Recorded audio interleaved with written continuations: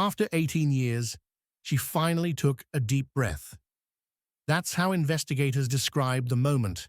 A Lake County survivor learned that the DNA left behind by her attacker in 2007 had been matched, and an arrest had been made at last.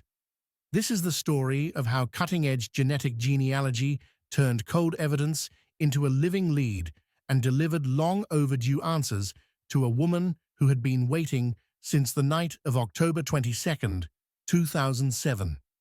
On October 22, 2007, deputies in Lake County, Florida, responded to a home in Tavares where a 65-year-old woman reported that an unknown man had broken in and sexually assaulted her during a prolonged, terrifying ordeal inside her own residence. Detectives documented the scene and collected significant DNA evidence, carefully preserving biological material they knew might be decisive if the right technology ever came along. The immediate next step in 2007 was to upload the genetic profile to CODIS, the FBI's combined DNA index system, the national repository that can link crime scene DNA to known offenders, but the search returned no match. No CODIS hit meant the attacker's genetic profile was not tied to anyone in the database at that time, leaving investigators with evidence but no name. As months turned to years, leads thinned, and the case went cold, while the survivor carried the weight of unanswered questions and the daily reality of what had happened inside her home. Local reporting makes clear that the details of the victim's identity remain private by design, and officials have emphasized protecting her dignity while the case proceeds. For the survivor, the passage of time was measured less by calendars than by the feeling of holding one's breath, because for 18 years there was no definitive answer to the most basic question: who did this? Detectives had done what they could in 2007, but the tools available then simply weren't advanced enough to transform that preserved DNA into a person's name without a database match. The file remained active but unresolved, a reminder that strong evidence can still stall when the technology of the day cannot carry it across the finish line. Yet the deputies never discarded the science or the hope. They maintained the evidence, tracked emerging methods, and looked for a way to give this case another chance when new capabilities arrived.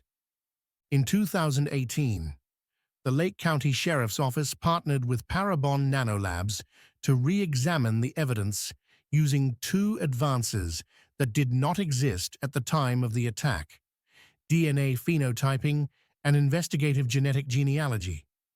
Parabon's snapshot phenotyping predicts physical traits, like probable eye and hair color, skin tone, ancestry, and a facial approximation, based solely on genetic markers, giving investigators a science-guided composite when no eyewitness or traditional sketch is available. Officials explained that the composite is generated as a prediction of appearance at a reference age and average body mass index, which helps shape public tips and investigative focus even before a suspect is identified by name. But phenotyping was only the beginning, because the pivotal tool was investigative genetic genealogy, which looks not for the suspect himself in a criminal database, but for distant relatives who have opted to share DNA for ancestry research on platforms that permit law enforcement access in violent crimes. Specialists upload the unknown crime scene profile to those databases and study partial matches to third or fourth cousins, building family trees backward and forward through records until the branches narrow to people whose age, geography, and opportunity align with the crime. In this case, Parabon's investigative work, described publicly by genetic genealogist Misty Gillis, produced a set of relatives that pointed outside Florida to Tiffin, Ohio, and to a potential suspect named Larry Franklin Tucker Jr. Knowing that you have brought answers to somebody that was victimized so brutally is really a rewarding feeling, Gillis said, capturing how the scientific marathon ultimately serves a human moment. Detectives then did what the method requires. They sought traditional corroboration and obtained a search warrant to collect a direct DNA sample from the person of interest to confirm or refute the lead generated by genealogy. On October 9, 2025, authorities arrested Larry Franklin Tucker Jr. in Tiffin, Ohio, as part of the effort to secure a confirmatory DNA sample and evaluate the investigative findings in a courtroom-ready way. When the sample was compared against the DNA preserved from the 2007 assault, officials reported a match. The scientific anchor needed to file charges and move the case from suspicion to prosecution. Reporting also noted that Tucker had an outstanding warrant related to a probation violation on a domestic violence case, an issue that intersected with the timeline of his custody and transport back to Florida. He was extradited to Lake County and booked into the local jail on October 19, 2025, returning the defendant to the jurisdiction where the crime occurred. On October 22, 2025, exactly 18 years to the day after the attack, the sheriff's office publicly announced the arrest, marking a symbolic full circle for a case that had once seemed stuck in time.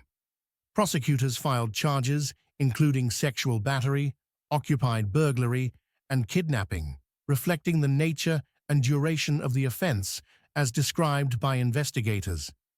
A judge denied bail, and Tucker is being held without bond while the case advances toward an arraignment date set for November 17, 2025, according to local court coverage. For the survivor, investigators described an immediate visceral reaction to the news. She took a really big, deep breath and said it was the first time in 18 years she could truly breathe, a line that has come to symbolize the emotional impact of accountability. What happened in Lake County is part of a broader shift in cold case investigations, where preserved DNA, paired with consented genealogy databases and rigorous confirmation by warrant, is solving crimes that CODIS alone could not touch a decade ago. Agencies that partner with labs like Parabon have documented hundreds of breakthroughs using these methods, underscoring how science can reach backward to retrieve names from old evidence when the chain of custody is intact. The approach is careful by design. Genealogy generates leads, but cases move only when a judge-authorized sample from the named person directly matches the original evidence, as happened here before charges were filed. For the survivor, "Justice delayed is not justice denied" isn't a slogan. It is a new way to measure time, because on the 18th anniversary, she finally learned that the system had found the person authorities say is responsible. Thank you for watching this case study in how genetic genealogy is changing what's possible for victims and investigators after years of silence. If you want more stories where science gives cold cases a second chance, subscribe for upcoming DNA-driven breakthroughs and follow this case as it proceeds through the courts. Like and comment to share your thoughts on the technology and the ethics, and suggest which genealogy cases you want covered next.